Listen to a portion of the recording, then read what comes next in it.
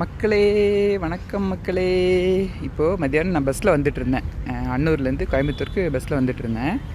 அப்போது கணபதி பக்கமாக சைடில் அப்படியே வேடிக்கை பார்த்துட்டு வரும்போது ஒரு கடை பார்த்தேன். கடையிலனா முறுக்கு, அப்புறம் ஜிலேபி, பாதுஷா, இந்த மாதிரி ஐட்டம்லாம் நிறைய முறுக்கு ஐட்டம்ஸு, மிக்சர்ஸ் எல்லாம் போட்டு வச்சுருக்காங்க.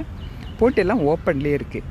நம்ம கொஞ்ச நேரம் ரோட்டில் நின்றோனால அவ்வளோ டஸ்ட்டு நம்ம மேலே அடிக்குது. இது மெயின் ரோட்டு மேலேயே இருக்குது. அவ்வளோ வண்டிங்க போகுது வருது. அவ்வளோ டஸ்ட்டு போய் அந்த ஃபுட்டில் படியுது. அந்த முறுக்கு ஆகட்டும், ஸ்வீட்ஸ் ஆகட்டும், அதில் படியுது. அதை போய் அவ்வளோ பேர் கூட்டமாக நின்று வாங்கிட்டு இருக்காங்க. அப்போ எவ்வளோ டஸ்ட்டு படிஞ்சிருக்கு நம்ம கண்ணுக்கு தெரியாது. கொண்டு போய் அதை தான் வீட்டில் சாப்பிட்றோம். அப்புறம் ஹாஸ்பிட்டலுக்கு போகாமல் என்ன பண்ணுவோம்? சாப்பிட்டு ஒரு நாள் 2 நாள் ஓகே. இதை சிலர் கண்டினியூவாக அதை வாங்கிட்டு இருக்காங்க. அப்புறம் வயிறு வலிக்கு ஹாஸ்பிட்டல் போவோம். அப்புறம் ஹாஸ்பிட்டல் பெருகிட்டே தான் போகும். ஏன் யோசிக்கவே மாட்டேங்கிறீங்க மக்களே?